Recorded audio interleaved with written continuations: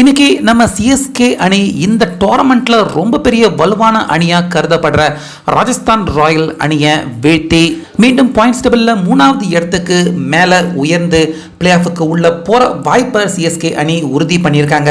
இப்படி இருக்க இந்த ஆட்டம் முடிஞ்சதுக்கு அப்புறமா போஸ்ட் மேட்ச் பிரசன்டேஷன்ல நம்ம சிஎஸ்கே அணியின் கேப்டனான ருத்ராஜ் அவர் பேசினப்ப தோனி அவர்கள் ஜெயிக்கணும் அப்படின்னு முடிவு பண்ணிட்டார்னா சிஎஸ்கே அணியின் வெற்றியை யாராலையும் தடுக்க முடியாது அப்படிங்கிறத இன்னைக்கு தான் நான் தோனி அவர்கள்கிட்ட இருந்து பார்த்து உணர்ந்தேன் அப்படிங்கிற விஷயத்தை போஸ்ட் மேட்ச்ல நம்ம தோனி அவரை பத்தி பேசி பாராட்டி புகழ்ந்திருக்காரு ருத்ராஜ். ஸோ அந்த வகையில் இன்னைக்கு சிஎஸ்கே அணிக்கு வாழ்வா சாவா கண்டிப்பா ஜெயிக்க வேண்டிய ஒரு பிரஷர் ஆட்டம் அப்படிங்கிறது நம்ம எல்லாருக்குமே தெரியும். அந்த வகையில் இன்னைக்கும் பார்த்தீங்கன்னா நம்ம சிஎஸ்கே அணி டாஸ் இழந்திருக்காங்க.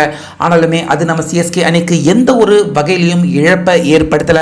ஸோ இதை பத்தி பேசியிருந்த ருத்ராஜ் டாஸ் ஜெயிக்கிறோமோ தோக்குறோமோ எதுவாக இருந்தாலும் இந்த ஆட்டத்தின் பிச்சை ஒரு ஸ்லோவர் பிச்சாக தான் பார்த்தீங்கன்னா நம்ம சிஎஸ்கே அணி மேனேஜ்மெண்ட் இந்த ஆட்டத்திற்காக ரெடி பண்ணியிருக்காங்க. அதனால கண்டிப்பா ராஜஸ்தான் அணி இந்த மேட்ச்ல அவங்க டாஸ் ஜெயிச்சாங்கன்னா ஏற்கனவே மத்தியானம் விளையாண்ட ஆட்டங்கள்ல ஃபர்ஸ்ட் விளையாண்ட அணி அவங்க தான் ஜெயிச்சிருக்காங்க அப்படிங்கிற அந்த யுக்தியோட கண்டிப்பா அவங்க ஃபர்ஸ்ட் பேட்டிங் சூஸ் பண்ணுவாங்க. இதன் காரணமா ராஜஸ்தான் அணியை அதிக ரன் எடுக்க விடாம நம்ம கண்ட்ரோல் பண்ணலாம்.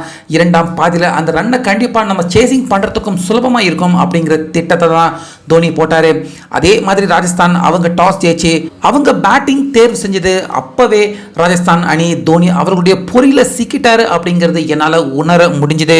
அதுக்கேற்றது போலவே போலர்கள் ஃபீல்டிங் செட் இது எல்லாத்தையுமே பக்காவா தோனி அவர்கள் செட் செஞ்சு ராஜஸ்தான் அணியை கம்மியான ரன் எடுக்க வச்சாரு. ஸோ அதனால தான் இரண்டாம் பாதியிலையும் அந்த ரன்னை எங்களால ஈஸியா சுலபமா சேசிங் பண்ணி இந்த மேட்ச்ல ஜெயிக்க முடிஞ்சிருக்கு.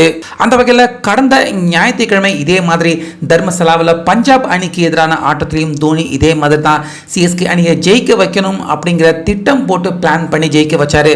அதே போல இன்னைக்கும் வலுவான ராஜஸ்தான் அணியை எப்படி வீழ்த்த போறோம் அப்படிங்கிற பதற்றம் எனக்குள்ள இருந்தது. ஆனால் தோனி அவர்கள் போட்ட அந்த பக்கவான ஸ்கெட்ச் திட்டம் இது எல்லாத்துலேயுமே ராஜஸ்தான் அணி அவங்க வசமாக சிக்கி இந்த மேட்ச்ல தற்போது சிஎஸ்கே அணிக்கு வெற்றியை தேடி தரணும் அப்படின்னு முன்னாடியே நினைச்சிட்டாரு தோனி. அதை வாங்கி கொடுத்துருக்காரு. அந்த வகையில் சிஎஸ்கே அணிக்கு வெற்றி தேடி தரணும் அப்படின்னு தோனி நினைச்சிட்டா கண்டிப்பா அந்த வெற்றியை வாங்கி கொடுத்துட்றாரு.